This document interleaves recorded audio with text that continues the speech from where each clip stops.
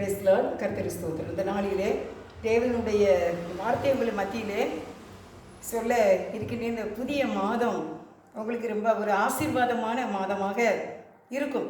தேவனுடைய பெரிதான கிருபையினால எபிரேயர் 2வது அதிகாரத்தில் 6வது 7வது வசனத்தை வாசிக்க கேட்போம். ஒரு இடத்திலே ஒருவன் சாட்சியாக மனுஷனை நீர் நினைக்கிறதற்கும் மனுஷனுடைய குமாரனை நீர் விசாரிக்கிறதற்கும் அவன் எம்மாத்திரம்.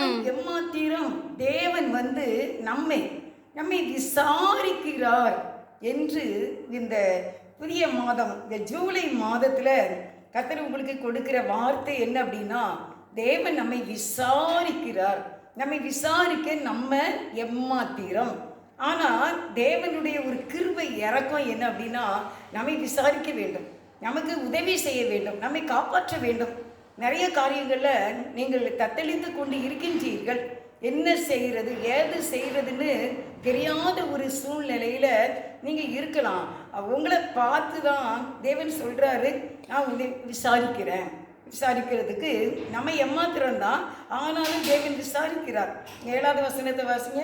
அவனை தேவ தூதரிலும் சற்று சிறியவனாக்கினீர். அவனை தேவ தூதரிலும் சற்று சிறியவனாக்கினீர். மகிமையினாலும் கனத்தினாலும் அவனுக்கு முடிசூட்டி உம்முடைய கரத்தின் கிரியைகளின் மேல் அவனை அதிகாரியாக வைத்து சகலத்தையும் அவனுடைய பாதங்களுக்கு கீழ்ப்படுத்தினீர் என்று சொன்னான். நம்முடைய பாதத்துக்கு கீழ்ப்படுத்தி இருக்கிறார். மீனை நாம் எடுக்கின்றோம். எந்த ஒரு மிருகங்களையும் அடித்து விரட்டக்கூடிய அந்த கிருபைகளையும் வரங்களையும் தேவன் நமக்கு கொடுத்திருக்கிறார். எல்லாமே நமக்கு கீழ்ப்பட்டவைகள் தான். மிருகங்களை, ஆடுகளை, மாடுகளை அடித்து பிசியுங்கள் என்று சொல்கிறார். அது எவ்வளவு பெரிதானாலும் அது நமக்கு கீழ்ப்பட்டது என்று நம்ம பார்க்கிறோம்.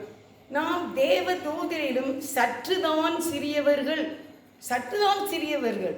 மற்றபடி கர்த்தர் நம்மை விசேஷித்தவர்களாக வைத்திருக்கிறார். நம்மை விசாரிக்கிற தேவன் என்று இந்த ஜூலை மாதத்தில் தேவன் உங்களுக்கு இந்த வார்த்தையை கொடுக்கின்றார். அருமையானவர்களே, சோர்ந்து போகாதீங்க, கவலைப்படாதீங்க. நிச்சயமாக உங்களுக்கு முடிவு உண்டு. உங்கள் நீண்ட நாள் விண்ணப்பங்கள் ஏற்றுக்கொள்ளப்படும். கர்த்தர் உங்களை விசாரிக்கிறார். இன்னும் 1 பேதுரு 5வது அதிகாரத்தில் 6-7 வசனங்களை வாசிக்க கேட்போம். ஆகையால் ஏற்ற காலத்திலே தேவன் உங்களை உயர்த்தும்படிக்கு அவருடைய பலத்த கைக்குள் அடங்கி இருங்கள். ஆண்டவர் சொல்றார், தேவன் உங்களை உயர்த்த வேண்டும் என்று நினைக்கின்றார். உங்களை உயர்த்த வேண்டுமானால் நாம் தேவனுடைய பலத்த கைக்குள் அடங்கி இருக்க வேண்டும். அதான் அன்றைக்கு ஆகாரை பார்த்து கர்த்தர் சொன்னார், நீ உன்னுடைய அந்த தலைவியின் இடத்துல போய், எஜமாட்டின் இடத்துல போய் நீ அடங்கி இரு. நான் ஏற்ற காலம் வரும்போது உன்னை உயர்த்துவேன். அப்பொழுது அவங்க நிறை மாதமாக இருந்தார்கள். அதனால அங்கே போய் நீ அடங்கி இருக்கணும்னு சொன்னார். ஆனால் குழந்தை பிறந்து அவன் 10 வயதுக்கு மேலாக ஆகும்போது கண்ணீரோடு இருந்தார்கள். அப்பொழுது கர்த்தர் பேசினார், உன் பிள்ளையும் கையை பிடி, நீ போ, நான் அவனை பெரிய ஜாதி ஆக்குவேன் என்று சொல்லி பெரிய ஜாதியாக்கி இன்னைக்கு இஸ்மவேலர் பெரிய ஜாதியாக இருக்கின்றார்கள். அடங்கி இருக்கிற நேரங்களிலே நாம் கர்த்தருடைய கரத்திலே அடங்கி இருந்து பொறுமையோடு தேவனை நோக்கி நம்ம காத்திருக்கும் போது நிச்சயமாக அவர் நம்மை விசாரிக்கிற தேவனாக இருக்கிறார். அப்படி சொல்லியிருக்கு. அவர் உங்களை விசாரிக்கிறவர் ஆனபடியால் உங்கள் கவலைகளை எல்லாம் அவர் மேல் வைத்து விடுங்கள். அவர் நம்மை விசாரிக்கிறார், நம்மை கேட்கின்றார். என்ன பிரச்சனை, உனக்கு என்ன காரியம், ஏன் இப்படி அழுது கொண்டு இருக்கின்றாய், ஏன் இப்படி மனக்கவலையாக இருக்கின்றாய் என்று. உண்மையாகவே நம்முடைய தேவன் ஜீவிக்கிறவர்.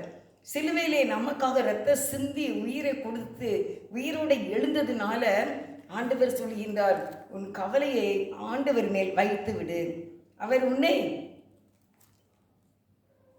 விசாரிக்கிற தேவனாக இருக்கிறபடியால் நம்முடைய கவலைகளை எல்லாம் தேவன் மேல் வைத்து விடுங்கள். அது சரீர பலவீனமா, வியாதியா, பண கஷ்டமா, பிள்ளைகளால் உள்ள காரியமா, பிரச்சனையா, எது வாயினும் நீங்கள் ஆண்டவர் பாதத்தில் வைத்து விட்டு நீங்கள் அமைதியாக இருங்க.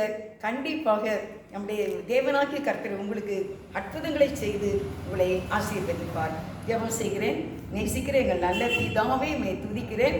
ஆண்டவரே, இந்த நாளிலே கவலையோடு பாரத்தோடு இருக்கிறவர்களுடைய கவலைகளை உங்கள் மேல் வைக்கின்றோம். நீர் உங்களுடைய பிள்ளைகளை விடுவித்து கிரகிக்க கூடாத பெரிய அதிசயங்களை செய்து நீர் ஆசீர்வதிக்க வேண்டும் என்று இந்த புதிய மாதம் இந்த வாக்குத்தத்தம் அவர்களுக்கு வலித்து ஜீவன் சுகம்பலனோடு தீர்க்காயுசோடு எல்லா வளங்களும் பெற்று வாழ நீங்க கிருபை செய்யுங்க ஏசப்பா. இயேசுவின் நாமத்தில் வேண்டிக் கொள்கிறேன் ஜீவனுள்ள நல்ல பிதாவே. ஆமென். ஆமென். God bless you.